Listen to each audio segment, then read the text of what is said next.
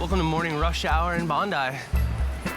I've never seen so many people outside exercising so early in the morning, collectively.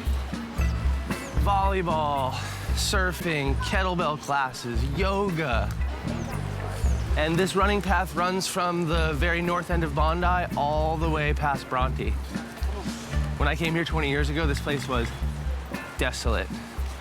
Graffitied up skate park, maybe a few bums hanging out in the sand.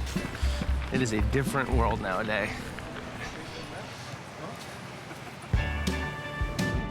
Forever recognizable by the iconic Opera House and Harbour Bridge, welcome to Sydney, Australia. The roots of Sydney's surf culture run deep, with early wave riding going down a century ago at places like Bondi and Manly.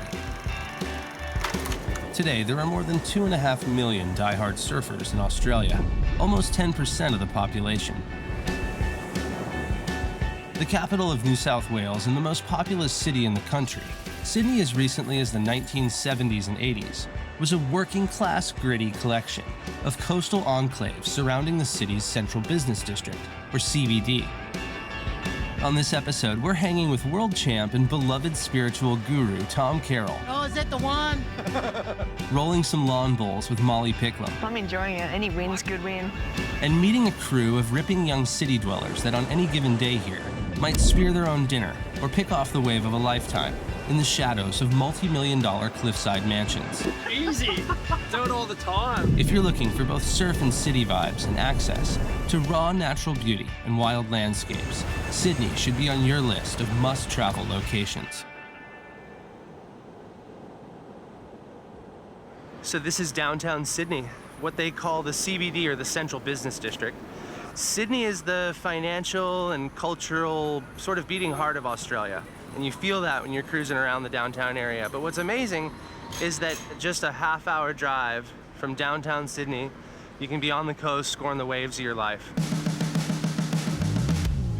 Surrounded by mountain ranges, bushland, and a handful of gorgeous national parks and nature reserves, the city of Sydney's coastal suburbs start in the south, Cronulla, where Mark Occhilupo was shaped by wild, powerful wedges and slabby reefs. Heading north, you find Cape Solander, Maroubra, and slab hunters like Kobe Aberton and the Bra Boys. Further along the hip eastern coast headlands that shaped Greg Webber and Shane Horan, you hit Bronte, Tamarama, and Bondi, before crossing the harbour to Sydney's northern beaches, Manly, the notoriously localised Narrabeen, and at the tip of the peninsula, Palm Beach.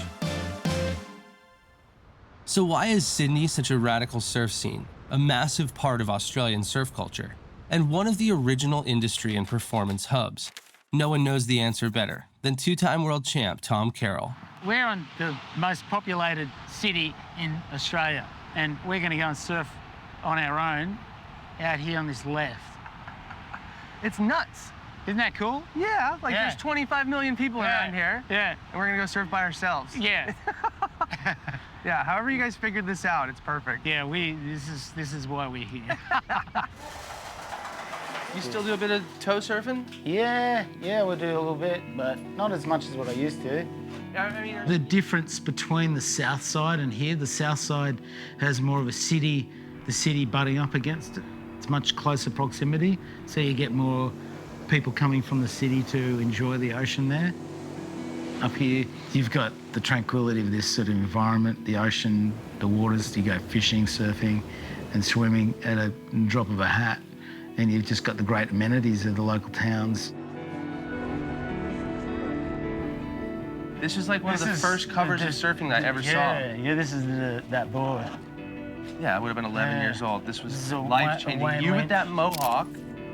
They put the cover of the magazine in there. I'm going, what'd you do that for? This is It's nuts. a trip, eh?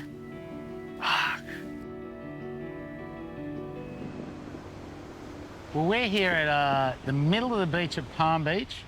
Palm Beach is a very northern beach on what they call Sydney's northern beaches. ferry bower down at Manly. The beach breaks of Manly are really good. You've got DY Point, more sort of intermediate to advanced sort of wave. You've also got Kirkle, which is a fun beach to surf. Mona Vale, which has got some fun beach breaks along it.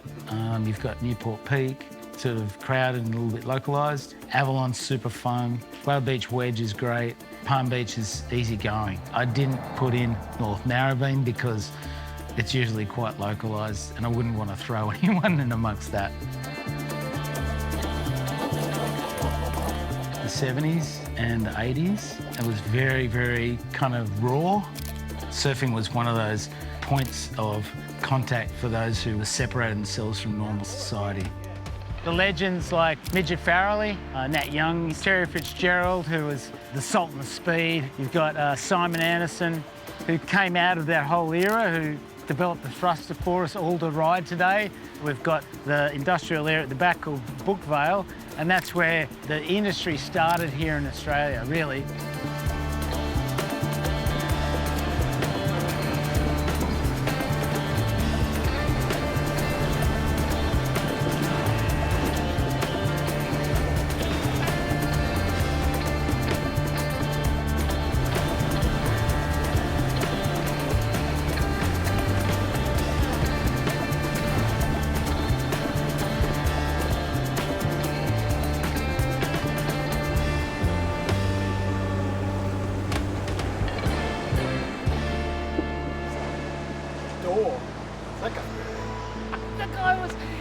She was like, oh no, you got to get control of my head. Just to be born into this area, I realised down the track over living life outside this place, you know, my life just travelling everywhere, just going, oh my God, I don't want to move. This place is ideal.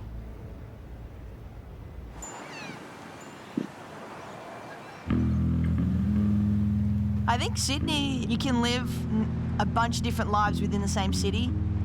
Every street can speak to you or not. And then you just go to the next suburb and that might be where your heart is. Yeah. Hi, I'm Molly Picklum. I'm 21 and I grew up in the beaches of Central Coast. I know, it should be fun. Specifically at Shelley Beach. Have you got everything? Let's do it. With property values rising in Sydney more than 100% on average over the last decade alone, many surfers have found more affordable lifestyles in Sydney's northern fringes, like where Molly Picklum grew up on the Central Coast. You started on the curb, does it grab early? Come on. It's just wildly frustrating for how simple it is. I'm enjoying it. Any win's good win. Yeah, not competitive at all. Straight to the bank. There's a learning curve. Yeah, that's a bolo clap, these ones. Well done. See? Yeah. Oh, it's on. We're going. Let's go. I guess for me too, Sydney wasn't really a huge deal. Like, there was enough on the Central Coast for us to stay there and to be across this side of the bay. You can see it all go down rather like be in it, and you get your own little slice of paradise out of the city.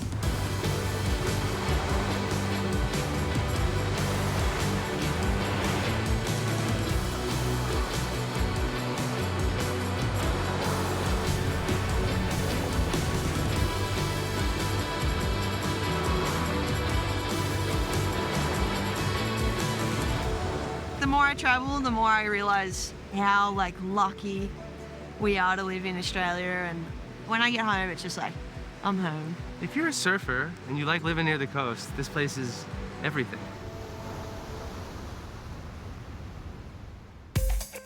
The most glaringly obvious place to take in Sydney's drastic evolution over the last 2 decades is in and around Bondi.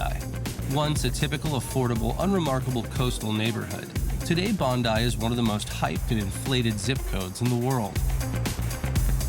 Despite the dramatic change of scenery on land, a roots crew still haunt the headlands here, like legendary photographer Bill Morris and young waterman Grayson Heinrichs, who represent the multi-generational talent pool that call Bondi Bronte and the area home. Hey guys, how are ya? How are you? How you going, Ashton? Bondi was a hard town. It was pretty underground, and there's that big hotel up the top. There used to be fights on there every night and crazy drug deals going down, and yeah, it was a pretty heavy scene. It was working class, you know, it was just the surfers really. But by the 2000s, that's when all the movie stars and everyone started rocking in and prices just went boom even further, and Bondi was the place to be. Bill has been surfing and photographing this area his entire life, and while not as famous or self-promoting as other photographers of his generation, Bill is one of the most prolific surf photogs in the game. The first trip they threw me on was one of the search trips for Rip Curl up in the Mentawais with Curran and Davo. And That was your first magazine That was trip? my first one, yeah. Holy Yeah. shit. Threw me in the deep end straight away. His photos have landed on the cover of almost 100 surf magazines, and more covers of Stab than any other photographer in the publication's history. There was one of Geordie Smith I shot for Stab on the north side with flares attached to the back of his board going off, doing an aerial. That was probably one of my favourite covers. You want to talk about Grayson real quick? Grayson. Grayson's my boy. I shoot with him more than anyone else around here. Oh, we might be on here, Bill. Yeah, there's a couple of waves out there. Oh, it's Wedge City. Oh, It seems like Bondi would be a pretty killer spot to grow up as a kid. Like Pretty the skate epic. park on the beach, Oh. fun little friendly wave. as good as it gets, mate. We got sick waves. Yeah, you got guys like Bill. There's plenty of awesome surfers in the area. We can go looking for waves real easy an hour out of town. It's a quick hop and a skip down the coast. Grayson grew up fishing, diving, and chasing waves around these headlands, and has taken his formidable young talents hunting fish and heavy slabs all over Australia, fishing and surfing with his partner, filmer, and creative collaborator, Holly Murphy. I feel like at the moment, it's awesome. I came back from over west and I really appreciated the place I was from. Like, we've got plenty of waves, the fishing, the diving, we've got it all, mate, and it's all at the doorstep.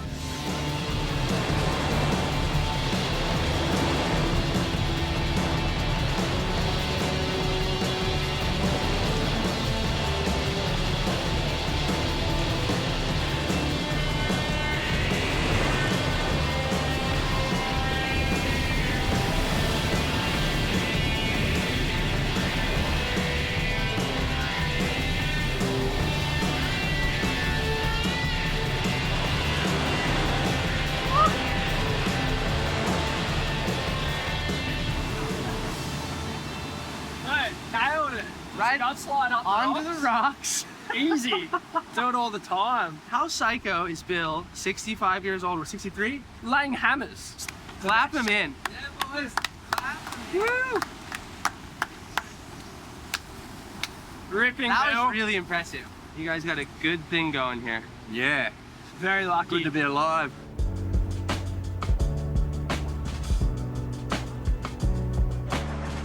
Bondi is the best coastal representation of Sydney's greater cultural influence, from fashion and surf brands to digital media and advertising, and perhaps most obviously, in the cafe and culinary world. The most common cafe aesthetic popping up around the globe the last 10 years hasn't been a French bistro or an American diner, but the Australian cafe. Bright, healthy, hip spaces serving avocado toast, one of the most pervasive and polarizing food trends of the internet era, which was first made famous here in Bondi at Bill's in 1993. See if it lives up to the hype. 2-second roll. We have to wait for another one, for another take. You got it? We got it. In fashion, architecture, and media, Sydney has been a launching pad for dozens of international brands. And within the surf space, print magazines turned creative agencies like Monster Children and Stab, international surf industry juggernauts like FCS, and hip postmodern upstarts like the Critical Slide Society. Yeah, I'm Sam Coombs from Critical Slide. We started this brand in 2009. We're here in the heart of Bondi, on Bondi Road. It sort of started as this place for artists and surfers and musicians to sort of share content. 20 years ago, I feel like it was the place when you were in your 20s. This is where you came to and you partied and you had a good time. Pay your $250 a week rent and that'll cover your 2-bedroom apartment in the middle of Bondi, which, you know, it's no longer the case. It's not like it's not existent. It's probably become a little bit tougher, but there's still definitely people still doing it.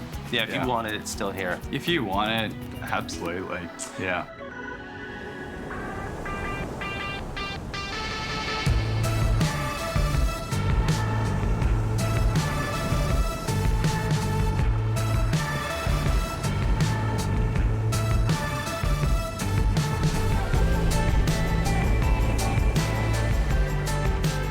Leaving the eastern suburbs activewear parade, you hit Sydney's south coast, littered with rocky outcrops that, with big, long-interval ground swells, offer heaving slabs and misto bommies, with cute names like Deadman's, and most famously, Cape Solander, also known as Ours. No surprise, the area has produced some of the country's most famous heavywave psychos, who were massively influential on Max McQuiggan, who was first dragged out to Cape Solander before he was even a teenager. What up to? Hello, brother. Growing up in Maroubra, it's just full of like the heavy hitters, Marky Matthews and Richie Bass, Kobe Abbott, Wayne Cleveland and all them boys. It's like a tradition down here, I guess. Bodyboarders began pioneering these slabs in the 1980s, but it took an unhinged crew of mutant wave enthusiasts to put the area on surfing's international radar, setting the stage for one of the most infamous surf events in history, Red Bull Cape Fear. Yeah, I think it changed the game. The boys were just going waves that were pretty much unridden and making them as well. Working these days as a Maroubra lifeguard, Max is still able to stay one of the most intensely barreled surfers on Earth. Like, people travel around the world for those waves. Yeah, you're in the middle of the city and you got 5 or 6 perfect slabs around here. It's all in a space of like 5 kilometers of the airport. Just around Botany Bay, where Captain Cook and the HMB Endeavour landed in 1770, lies Cronulla, the crown jewel of the southern coastline. Dude, how's this spot? Yeah. Waves right up front? Hey, mate. My name's Jarvis Earle. I'm 19 years old and I'm from Cronulla in Sydney. Can we check the waves? Yeah, come and check out the waves. So was your house like the hangout spot for all your buddies as kids? Like Yeah. everyone would show up to surf? Especially in summer. Yeah, it was really cool just growing up in Cronulla. It's kind of in the city, but kind of away from the city at the same time, so you get a bit of the best of both worlds. You're only half an hour to the city centre and then half an hour to like the bushlands. What a great way to grow up, man. I know, it's so good. Here's a little wave. You grew up in paradise. So close to the city in this sick little beach town. Out there.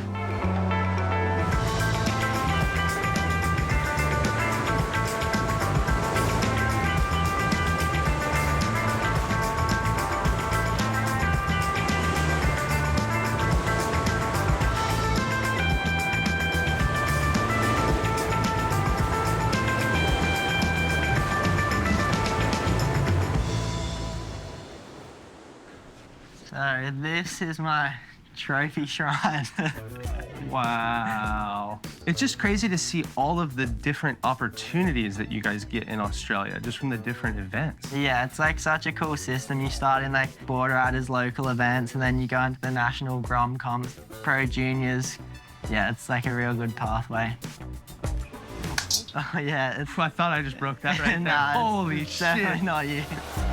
Founded in 1963, Surfing Australia and the Australian Boardriders Clubs comprise the largest and most influential national surfing organization in the world, with 253 local clubs spread across all corners of Australia, 200,000 members nationally, and more than 100 affiliate schools teaching 250,000 people to surf each year. Like nearly all of Australia's best surfers over the last 5 decades, world title threats like Molly Picklum and world junior champions like Cronulla's Jarvis Earle grew up proudly surfing for their local boardriders clubs. Everyone in Australia who's a surfer kind of gets brought up to the boardrider system, just local surf communities surfing and competing against each other. We have so many boardriders clubs here. I reckon there's like 7 or 8 just in Cronulla.